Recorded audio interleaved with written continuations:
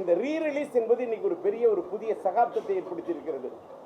புது படங்களுக்கு மத்தியிலே இந்த ரீ ரிலீஸ் படங்களும் பல படங்கள், உதாரணத்துக்கு நம்முடைய இனிய நண்பர் ஏஎம் ரத்னம் அவர்களுடைய நம்முடைய இளைய தளபதி விஜய் நடித்த கில்லி படம் அந்த ரீ ரிலீஸ்ல ஒரு பெரிய சரித்திரத்தை ஏற்படுத்தியிருக்கு. அதே போல மறந்துவிட்ட நம்முடைய நடிகர் திலகம் ஐயா இது சிவாஜி கணேசன் ஐயா அவர்கள் நடித்த அந்த கர்ணன் படத்தை எங்களுடைய டிஸ்ட்ரிபியூட்டர் என் நண்பர் சொக்கலிங்க தான் வெளியிட்டார். அது ஒரு புதிய சகாப்தத்தை ஏற்படுத்தியது. அதே போல புரட்சி தலைவர் எம்ஜிஆர் அவர்களுடைய எத்தனையோ படங்களையும் எனக்கு ரீரிலீஸ் பண்ணி பெரிய சகாப்தத்தை ஏற்படுத்தி இருக்கின்றார்கள். இதில் நான் ஒன்று சொல்ல கடமைப்பட்டிருக்கின்றேன். இதில் இந்த திரையரங்கு உரிமையாளர்களின் பங்கு அற்புதமான பங்கு.